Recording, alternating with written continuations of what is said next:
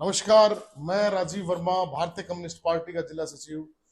आप सोनीपत के सभी जागरूक मतदाताओं से मैं एक अपील करने के लिए आया हूं कि आप सभी जानते हैं कि इस समय चुनाव का दौर है और आने वाली 1 अक्टूबर को हरियाणा के अंदर विधानसभा चुनाव होने जा रहे हैं।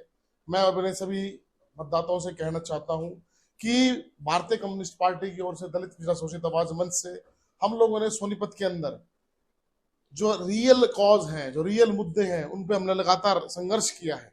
चाहे वो धारा 134 के तहत हजारों बच्चों को फ्री पढ़ाया हो, हमारे किसी दलित भाई बहन के ऊपर अगर अस्मिता के कोई सवाल हुआ हो, चाहे खाटू श्याम वाले मंदिर के मामले में खड़े हो, चाहे किसी भी मामले में, चाहे खान कॉलोनी के अंदर सांप्रदायिकता का माहौल बनाने की कोशिश की गई हो, सोनीपत के अंदर किसी भी प्रकार से कोई भी दिक्कत परेशानी खड़ी हुई हो, उसके लिए आपका ये भाई, आपका बेटा हमेशा खड़ा हुआ है। आप देखिए, आज हरियाणा के अंदर हम सोनीपत से निकलते हैं तो टोल टैक्स के नाम पर हर 50 किलोमीटर पे टोल टैक्स के नाम पर जो लूट मचा रखी है, इस लूट को बंद करवाएंगे। और इसके अलावा जो हमारे किसान भाइयों को अभी तक एमएसपी नहीं दिया जा रहे हैं, तमाम पार्टी आ रही है लेकिन कोई देने के लिए तैयार नहीं है। हम आते के साथ में सबसे पहली कलम में एमएसपी को जो है हम निर्धारित करवाएंगे। इसके अलावा दुकानदारों को हम चाहते हैं कि दुकानदार भाई जो है पूरा दिन दुकान के लिए मेहनत करते हैं, पूरा टैक्स देते हैं, लेकिन उनके लिए सरकार, कोई भी सरकार उनके लिए कुछ नहीं सोच पाती है। हम चाहते हैं कि दुकानदारों को भी जो पेंशन मिलनी चाहिए, उनको जो है बिजली जो है आधे रेटों में मिलनी चाहिए। जो उनकी लूट की जा रही है, दुकान खुलने के साथ में ही उनके ऊपर जो है इस तरह का अत्याचार होना शुरू हो जाता है। उनका व्यापार आज के टाइम पे चौपट हो चुका है। इसके अलावा आप देखिए, रेडी पटरी वालों के ऊपर जिस तरह से नगर निगम के अधिकारी जुल्म करते हैं, उनकी रेडियो को उठाने की कोशिश करते हैं और तमाम तरह की जो लूट चल रही है, और पुलिस और प्रशासन के द्वारा किसी प्रकार की भी जो है अनदेखी को हम बर्दाश्त नहीं करेंगे।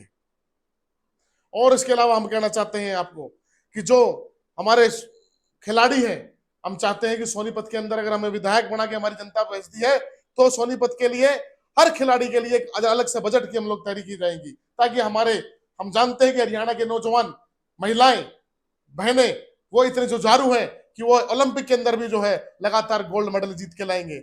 हर खेल के लिए जो है हम लोग खेल की जो रणनीति बनाएंगे, ज्यादा से ज्यादा बजट जो खेल का रखा जाएगा। आप देखिए किस तरह के हालात बन चुके हैं।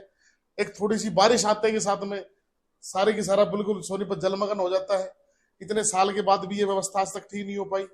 कितनी ही कॉलोनियां हैं, Baba colony, Mohan colony, Khan colony, न जाने कितनी कॉलोनियां ऐसी हैं जहां अभी तक पानी की व्यवस्था तक भी नहीं है, नालियां नहीं है, सीवरेज प्रॉपर नहीं है।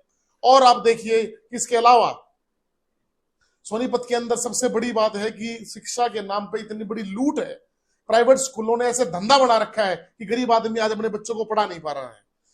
इसके अलावा आप देखिए कि एजुकेशन के अलावा हेल्थ की क्या हालत खड़ी है। तमाम तरह के टेस्ट, इतने टेस्ट के नाम पे इतनी लूट हो रही है। इन सभी को हम सोनीपत के अंदर, हरियाणा सोनीपत के कम से कम 10 हॉस्पिटल सरकारी खुलवाएंगे। इसके अलावा सरकारी स्कूल हर वार्ड के अंदर खुलवाएंगे। इसके अलावा जब भी कोई भी मिनिमम वेज जो है, मिनिमम वेज हम चाहते हैं कि सोनीपत के अंदर कम से कम 25,000 होना चाहिए। कच्चे कर्मचारियों को पक्का करवाएंगे। आंगनवाड़ियों की तनख्वाह भी कम से कम 20,000 करवाएंगे, क्योंकि नगर निगम के अंदर जो भ्रष्टाचार हो रहा है उस सारे भ्रष्टाचार को रोकेंगे।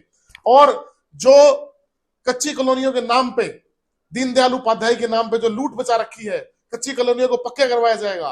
और इसके अलावा महिलाओं के लिए हम साफ तौर पे कहना चाहते हैं कि महिलाओं को कम से कम 50% जो है हम चाहेंगे कि उनको रजिस्ट्री पे का खर्चा जो है वो मुफ्त किया जाएगा, और महिलाओं के सम्मान का हम लोग पूरा पूरा ध्यान रखेंगे। मैं सोनीपत की जनता से यही अपील करता हूं कि इस विधानसभा में हमारा साथ दें। बहुत बहुत शुक्रिया। इनकलाब जिंदाबाद।